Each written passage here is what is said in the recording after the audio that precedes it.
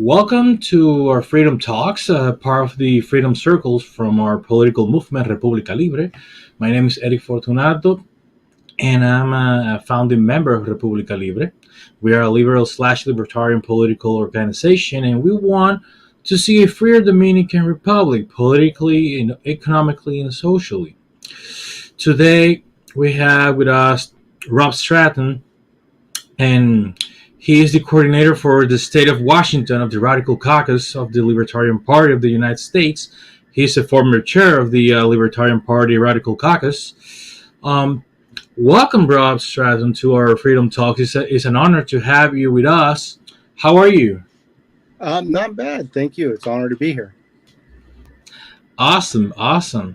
So, first things first. Like Rob, why be radical?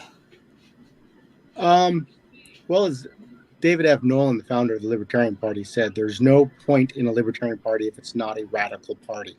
The whole idea of being radical is getting to the root of the problem. That's what that word means. And that's the point of the Libertarian Party is we attack the root of the problem, basically what is tyranny, and what is against freedom. What is against freedom? Well, that happens to be the state or the government. Okay. The Radical Caucus of the Libertarian Party was founded in 2006. Why was it founded, and what were its objectives when it was founded? This is the third iteration of the Radical Caucus, and this one, I believe, right after 2006 by Mark Montoni. And part of the reason this iteration was founded was because in 2006 there was basically what a lot of people would call a pragmatic kind of overtake of the Libertarian Party. It kind of got away from the radical roots, and they gutted our platform, which was very radical, very libertarian, and to the point. And I think a lot of that is because they had this idea that, hey, if we can calm things down and not make us look so scary to the voters, we might have more success in the political arena. I disagree with that statement. I think it defeats the purpose of the party, and I don't think at any time liberty was won by pandering to people who don't believe in liberty.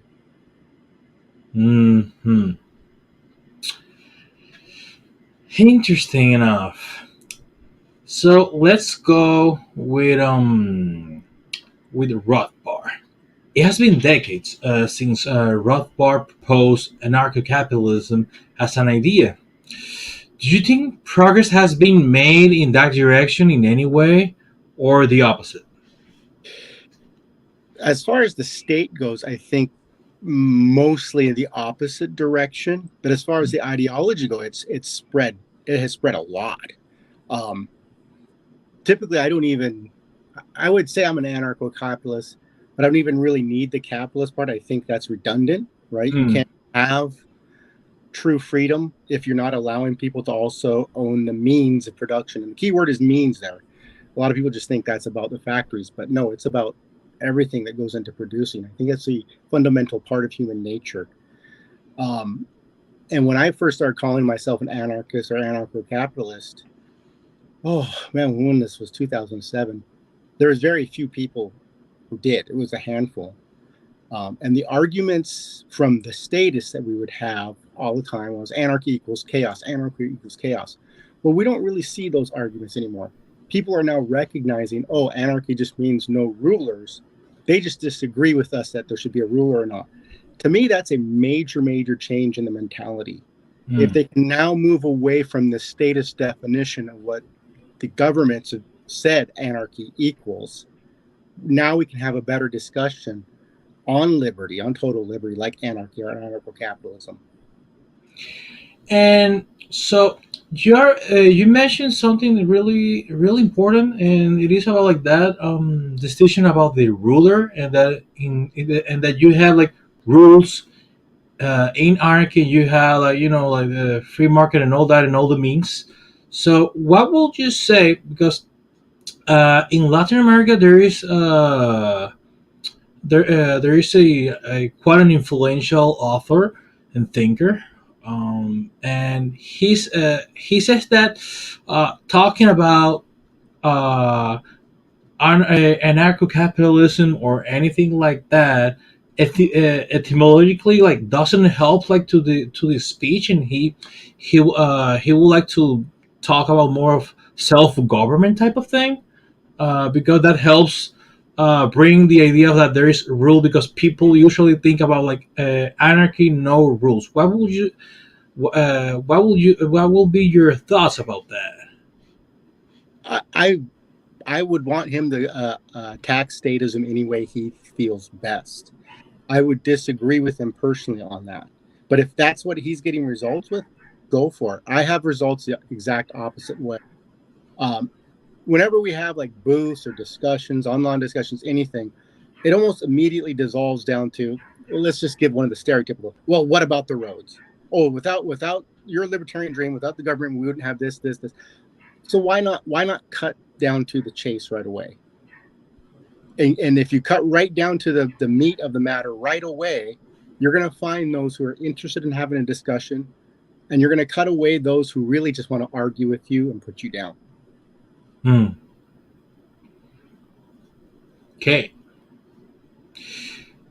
I'd also like to add that Okay. sometimes there is value in the shock value. Right? Okay. So when you say anarchy, people are like, oh my God, anarchy. And it's almost like you're a heretic, right? But that, like when the United States was founded, and you had these, was it not Samuel Adams, Patrick Henry. He was called a traitor and treasonous for dare suggesting that they didn't owe allegiance to a king. But several months later, that was popular throughout all the United States. But you didn't say anything like that when he first said it. So sometimes it takes that shock value. People go, whoa, he said that? Oh, you can say that? You can talk like that? And once people see that starts clicking and they get used to it, then they can start accepting those terms. So the Overton window effect type of thing. Yeah. I'm not really even a big fan of the Overton window. I think we need to smash it. Like people think you have to just speak within this window to move the edges of the window. Well, I don't think that's true. I think you just remain confined in that window. I think you need to speak outside that window. And so how is that about, like, for example, you mentioned about Patrick Henry. How is that different from the Overton window? The Patrick Henry, you weren't allowed to say that you didn't have allegiance to the king. That literally was they thought the king had divine right to rule. And he was called a traitor even by those who supported the movement at the time. When he first said it, they were calling him a traitor. They were yelling at him on the and I think it was Virginia's government house, wherever they were in, about saying that kind of stuff. But within several months, he spoke outside of it. He said it and then kind of backed off. But once he said it, though, that spread. That you couldn't stop it. And then you get guys like Thomas Paine, who wrote a pamphlet that just literally let Americans' pants on fire. Right? They're like, oh my God, you talk like this, and it was a radical message. It was a bold message. It wasn't staying within that window. So the Overton window will be more like political correctness speech versus like erotical speech. Like, hey, so I propose this.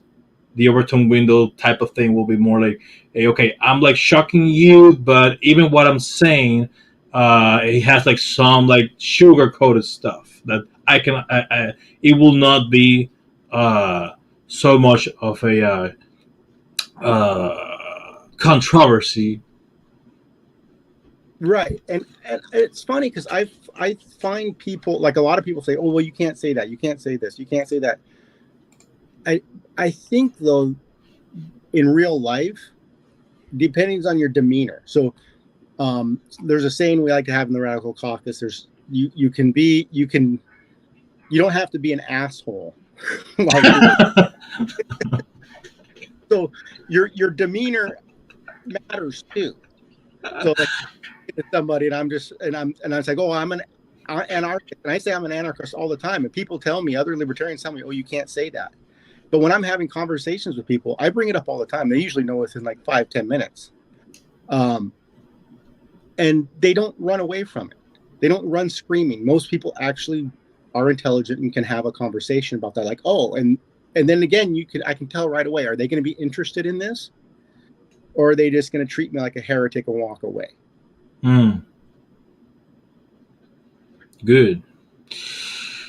Rothbard proposes a whole theoretical framework of how a society organized under anarcho-capitalism or anarchy will function. Other authors, such as Robert Murphy, in Case Theory, provide more detailed ideas on how a city will function under this system. But there's always the question, okay, this theory seems great, but how do we actually get there from where we are? Hasn't the anarcho-capitalist movement, anarchy movement, focused too much on building a theoretical framework, and no one is writing about a political roadmap to bring that theory into practice? What actions even will you say has the radical caucus taken to at least define a long-term roadmap to achieve this kind of society? So there, I throw some some questions there. Feel free to elaborate. I'm not a fan of having to explain a way to get there for several different reasons, and I'm not against that either. And I will sometimes explain what I think, how we could get to places. Okay. But if you believe in the free market, we don't know what the market ever will do, right? So, I mean, they invented the cell phone. We had no clue within 20 years we'd be using it for things like this. And that it would have more computing power than the space shuttle Discovery. The human ingenuity and how we solve things just amazes me constantly. So I have no fear that we won't solve these issues. That being said, like I said, I'm not a huge fan of trying to explain that, because I don't think we can accurately explain how we can get there. Because if you explain a roadmap and then you're not following along that map, you might get frustrated. But if you have an end goal and that's your goal and you're pushing everywhere to get to that goal, then you will find a way to get there. So often what I do when I'm talking to people is I'll ask them, take schools, for instance. That's a big one. Like, what would we do without schools? And I would ask them, well, so are you going to let your children be uneducated if suddenly there was no school system? Sometimes people will give you the answer to what you're trying to get to. And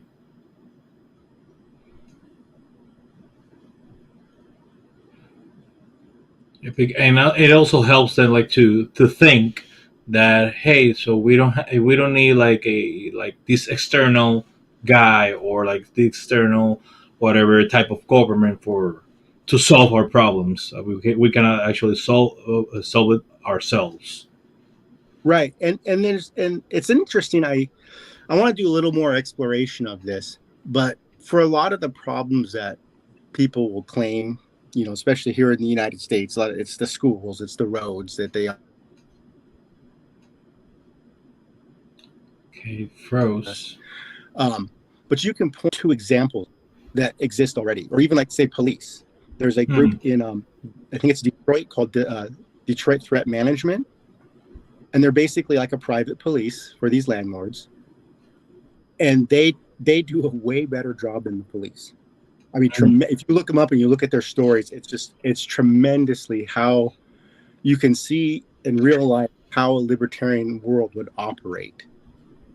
And here's these guys who use way less violence than the police, and they're able to control crime and theft and even illicit activities that the landlords don't want in front of their buildings. They're able to control all this with using their human ingenuity, because they're not the government. The government, they have a hammer, you're a nail, they're going to hit you. That's like their only tool. Well, they have to come up with creative ways to figure out these problems because they're not the government. And if they don't figure out creative ways to cure these problems, their customers aren't going to hire them to do this. And if you look at it, the areas that they're in are not wealthy areas. They're not even middle class areas. Most areas they're in are fairly low income, and they're doing a great job.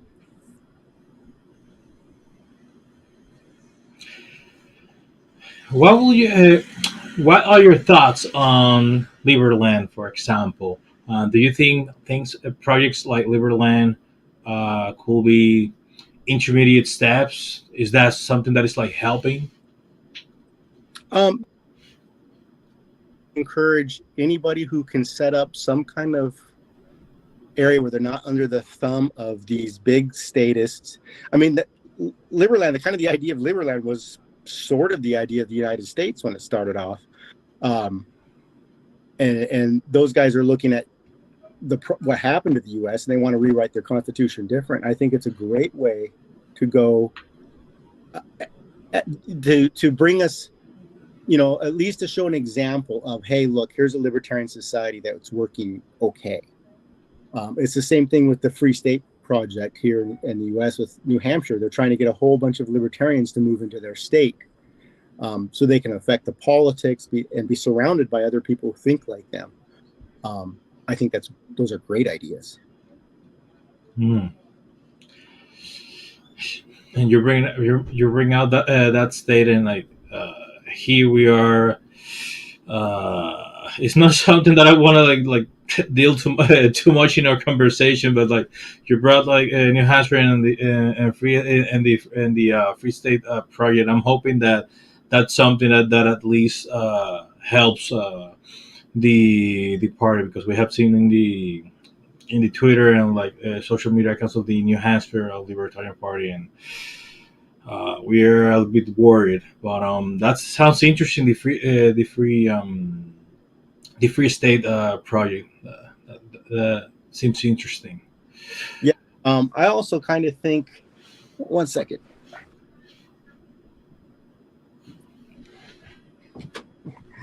Mi esposa. I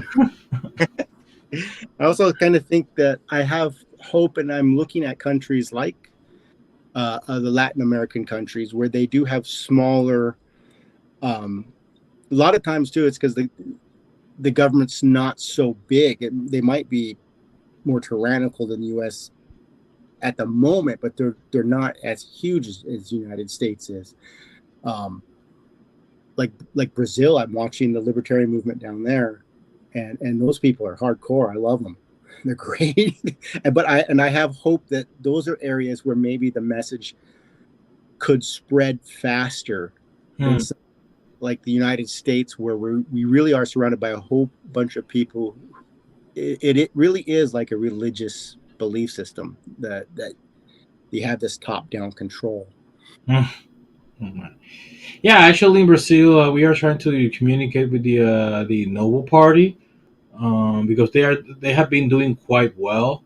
I think actually they are the libertarian party in this whole area, and you would probably comparing also with Europe, that they are actually advancing. They have people in both Congress and in the cities, and they have been doing quite well in the last 15 years, and like doing both the, let's say, the cultural fight, like spreading the ideas and actually reaching out to power to be able to implement the idea. So yeah, Brazil is doing well, and Novo it's doing quite well. So yeah, so yeah, that's something to watch for. Well, not watch, but like to be mindful and hoping to try to emulate them. Yeah, I mean, I also keep an eye on places like Honduras who want to set up a free trade zone, and basically it'll be kind of like a libertarian area. Those those would be very interesting things to watch and see how they come apart. Like even Hong Kong for a long time was very liberal, because it was set up by a British. He was a classical liberal, more libertarian when he set up Hong Kong, the charter. So for a long time, a lot of the people who wanted more freedom fled to Hong Kong from the United States. It was kind of interesting to see that. Many say that the fact that an anarcho-capitalist society has never existed in history is an indication that it is impossible for people to organize in that way. What would you say to those who hold this view?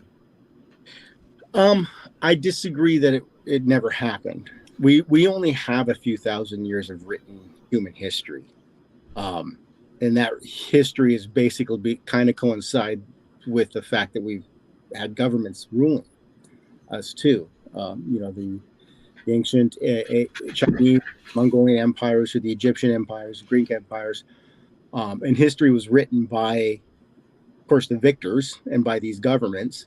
So I kind of I'm skeptical about this, that it's never existed. And some say there's examples like an area in Asia called Zomia that was very anarcho-capitalist. Hmm. They were came down a part of Afghanistan. It was very hard to capture because of where they were in the mountains. But they're pretty anarchistic societies. Some even say that Ireland, before England conquered them, was a fairly anarchistic society, and that's one reason why it might have taken 700 years for England to conquer them, because there was no centralized control for England just to come in and take. Hmm. So they basically had to really conquer all the islands and all the groups, and clans and stuff that were there. But I also don't like the fact that people go, well, this hasn't existed, so it can't exist. Almost all of human history is full of slavery. That was the norm. We find that abhorrent nowadays, and it is abhorrent. So we shouldn't just say, well, we have to accept slavery because our history is full of slavery and there was never a time slavery didn't exist. No, we don't have to accept that. And it's the same thing with murder. People have been murdering one another since we've existed. Do we have to accept murder because there's never been a time when there was a completely murder-free society? No, we should always be striving for what is ultimately the best thing for humans. Hmm. In the debates between minimal state versus anarcho-capitalism, it is always argued that some type of state order is necessary to provide internal and external security. What would you say to those who argue that only the state can provide internal and external security and that any alternative will eventually become a state in time? Again, I think that's kind of an unsupported assertion. They're asserting this is what will happen. I don't know if it will. Like, I don't really think just because we got rid of slavery, that in most places it still exists in some areas, that means it created a slave vacuum and now we're going to have a different form of slavery, right? I don't really buy that kind of theory. But I like to also point out a difference to a lot of people who will think that anarcho-capitalism or anarchy means no government. It simply means no state, master or ruler. There will be forms of governance. And I don't think we'll ever get rid of that. And I don't think there's anything wrong with that too. Humans will form things. Common law goes back not just to England, but it goes back probably a couple thousand years into these Germanic tribes that were wandering around Europe. And I don't know if you ever read Lysander Spooner. He's got a book called Jury Trial, and he goes into the history of that. But part of that is the history of common law. And Okay. they didn't really have, it was fairly anarchistic type societies too. Their so-called kings were kind of appointed and they had a job to do and could be removed at any time. The people really weren't subject to them.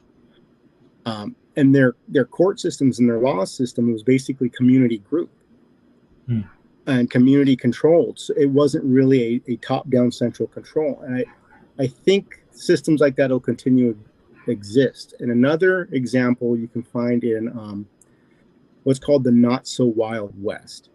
And it's about the American West. And we know on movies and TV shows, they like to show it as this crazy, violent time. But the reality was there was a lot less violence when the West wasn't part of the United States at the time. When the governments moved in, violence increased. There was an example of these basically impromptu common law type courts that would go up. If somebody would jump somebody's gold claim or something, the other people who had claims around would seize the person who was trying to jump this guy's claim, and they would have a trial and decide what happened to this guy. I think things like that would still happen even without the state.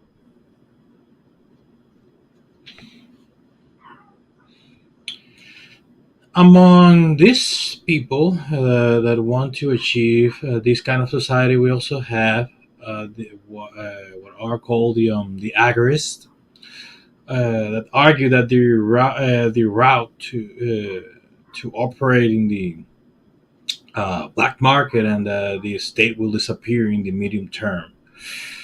What is your opinion about what the agorists say and what they want? Again, I encourage whatever form you can to go around the state. And I encourage agorism. I think it's a great idea. I don't know. The state hates competition, and as we can see as they're moving forward now, how they're trying to crush.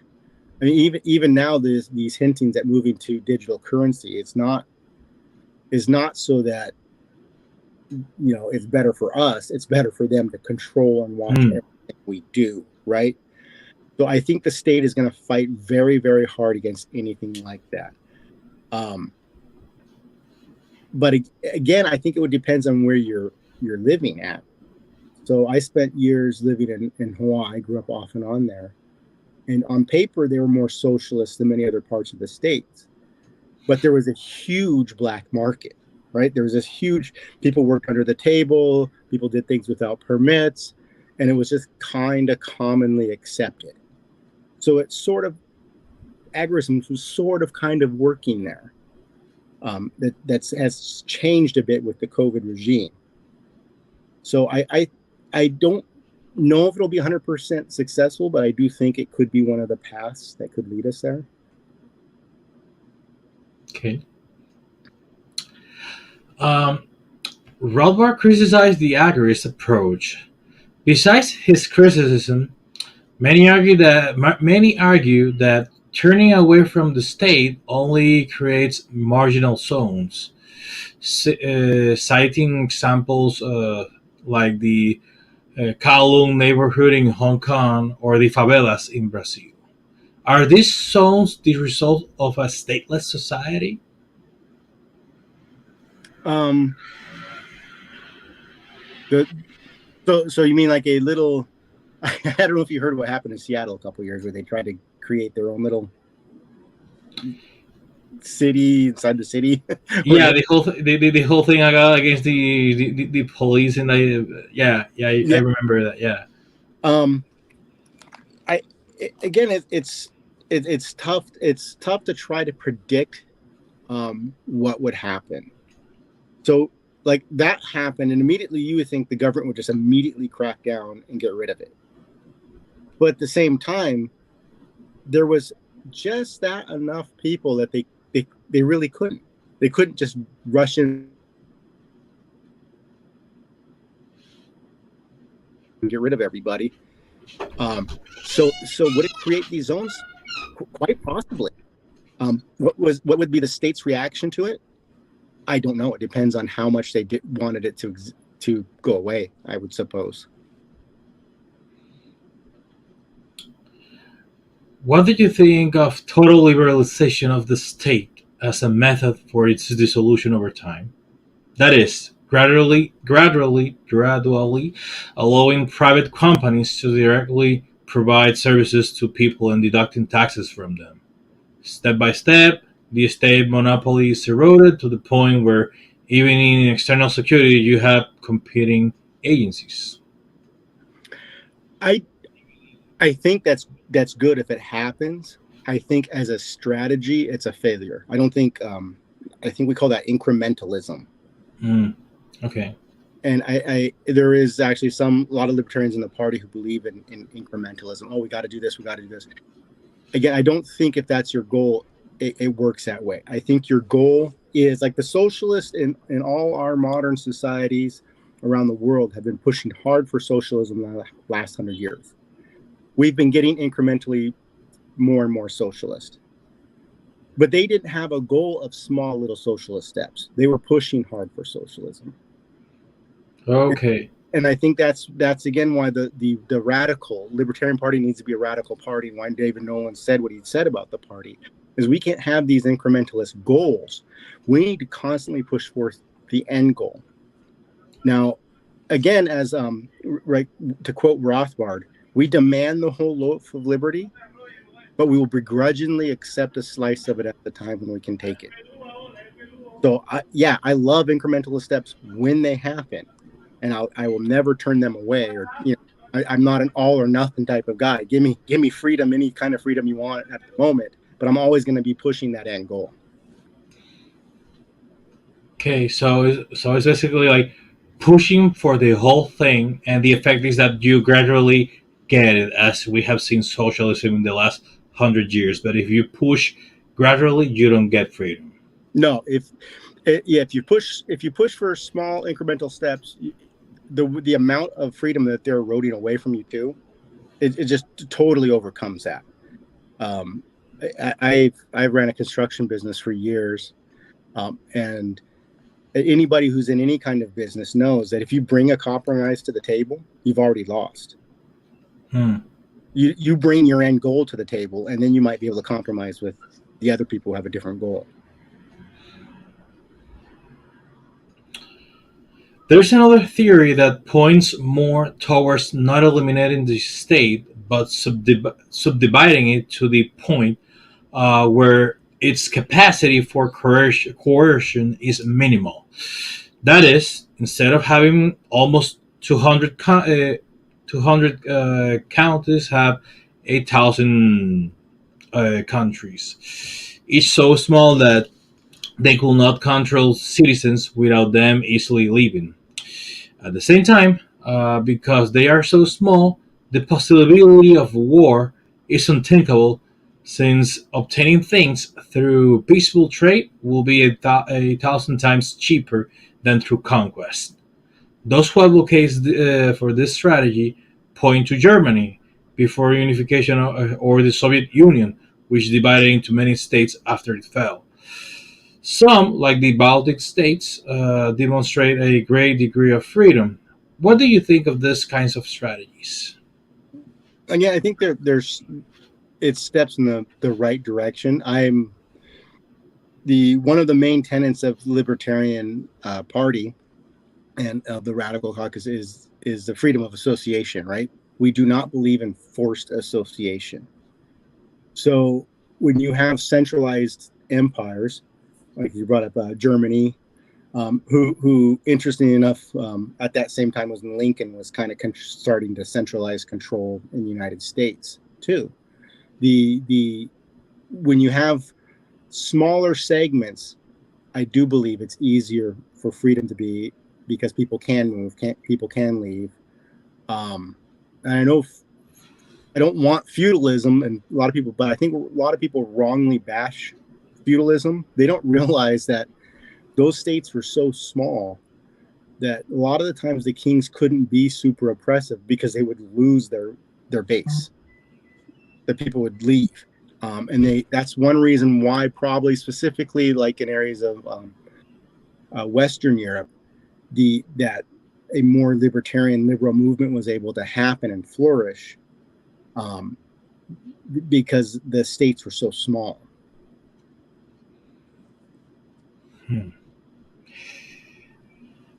Moving on to a more personal perspective, what self-criticism will you make of the current global anarcho-capitalist movement, the global anarchy movement? I think there's a big divide, I think, in those who want to totally divorce themselves from politics at all, and those who want to try to kind of like recognize we're under the system and we kind of got to work within the system. I think they should be able to work together a lot better. I actually of happening more than a few years. A lot of us anarcho-capitalists were part of the Libertarian Party would get bashed by anarcho-capitalists outside the Libertarian Party. Could you repeat that? Because it froze a little bit when you were saying about that they had to work together. It froze a little bit. Could you repeat that? Yeah. So for example, there's those of us who are anarchists who work within the Libertarian Party, and there's those who are anarchists who work outside the Libertarian Party, and they weren't getting along. I mean, they got along okay, but they weren't working along so well. There was kind of a conflict, especially those outside the party. They have a view that voting is violence, and I don't disagree. I think that we could, and I see it changing. I see more people kind of being willing to work together, and maybe that's because the fist of the state is tightening. I think that's a major criticism, is that we can try to work together and hit all the different means. Like, don't be overcritical of, let's say minarchists. I disagree with minarchists, but we shouldn't be overcritical, because we'll just take that train to liberty further. They would get off that step, the train on an earlier stop. We'll take it further. Let's ride that train together. I think a little more of that needs to be done, and a little more, I would say, education, reading up on things, history books, Rothbard, those who have studied the movement and put forth the philosophies. I find a lot of people have a hard time being able to articulate the ideas. They instinctively know what the ideas are, and they know they're right, but they have a hard time explaining to them, because that's part of an educational process. And I will ask you in a moment about those books, but before that, what does Rob understand that those who advocate for a future anarchy society, anarcho-capitalist society, should focus their efforts on more? I would say education. I think the biggest minder. You can't have political change if you don't have an educational, cultural change first. And sadly, right now, I see a huge amount of people, even in the libertarian movement, who don't understand what rights are. And then it comes to the statists and those outside the libertarian movement, they just believe they don't exist. And I think we really need to educate them about,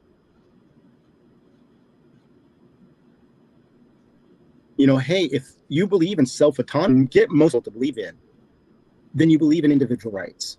But we have to bring them to that point, and we have to be educated ourselves enough about that subject to be able to explain to them what it means. Yeah, I was talking with another liberal from Spain, even about that. We had to train to people in politics, in liberty, freedom.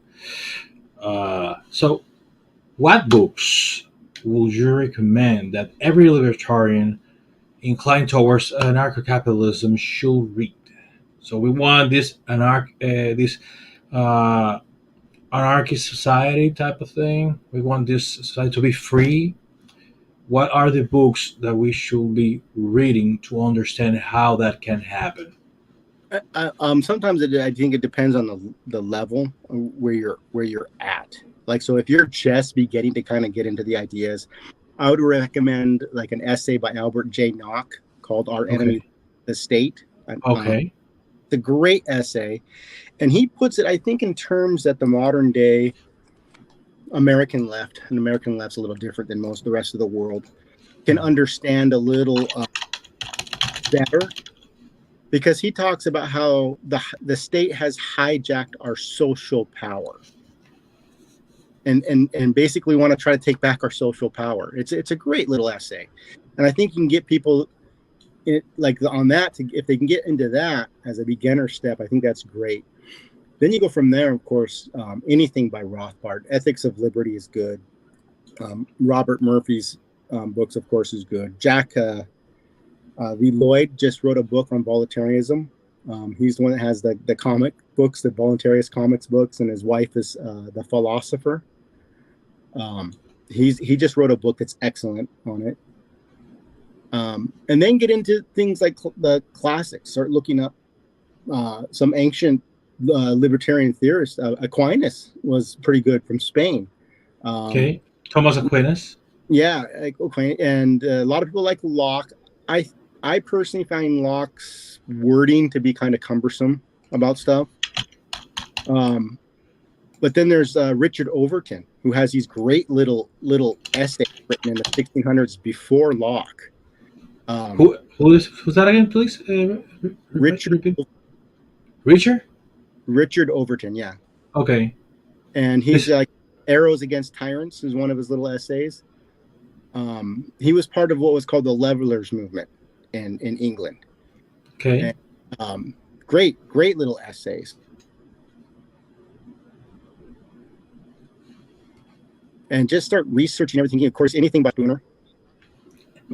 Lysander Spooner is great. Okay. And yeah, his No Treason works.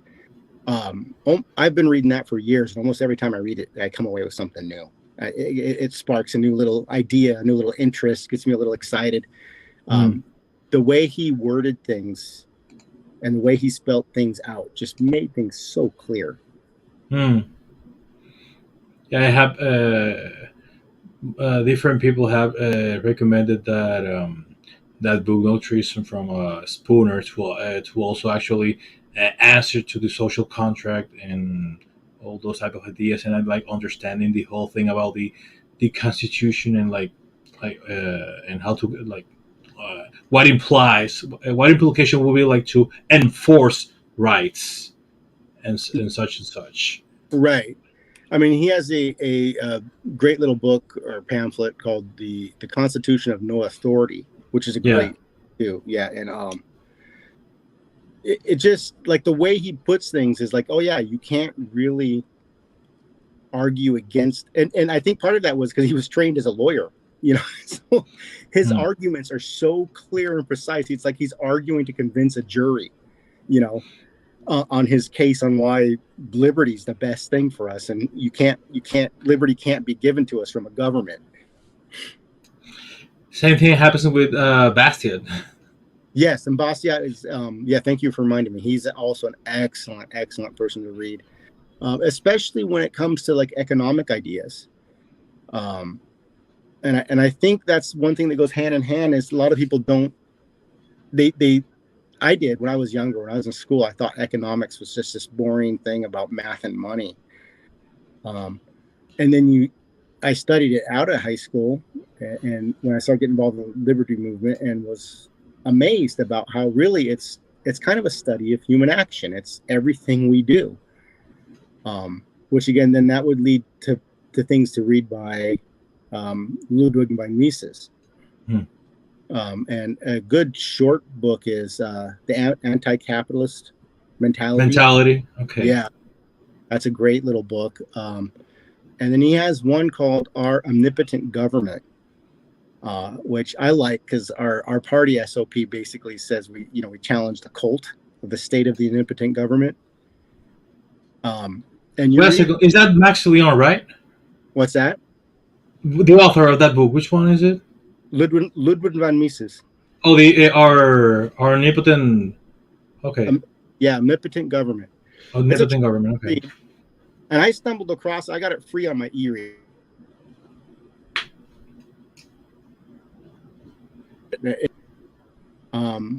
And even though he wrote it in 1944, you would just think he was writing it today.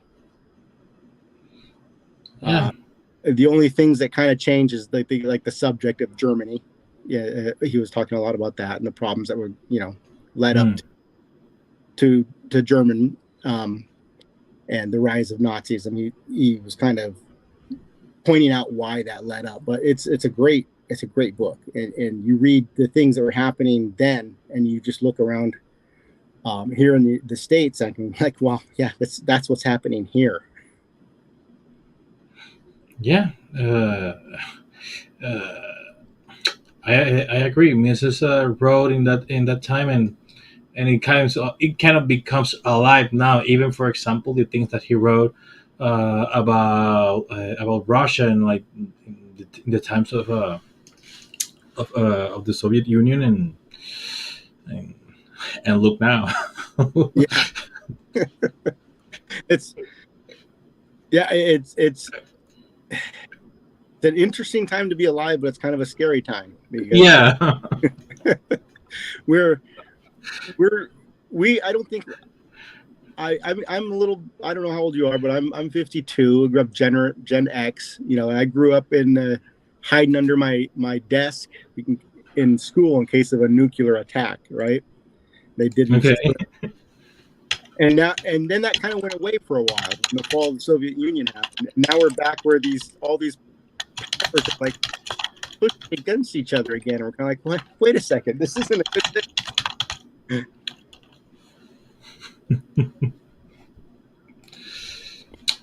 Well, Rob, really thank you from República Libre for sharing with us today to talk about anarcho-capitalism, anarchy, and the radical caucus of the Libertarian Party of the United States. It's been a wonderful time. It has been an awesome discussion, awesome talk. We are hoping to keep it going. Awesome. Thank you for having me. Mucho gusto, Eric. Same here. Pleasure's all mine. El placer es mío. Yeah, I necesito hablar más español.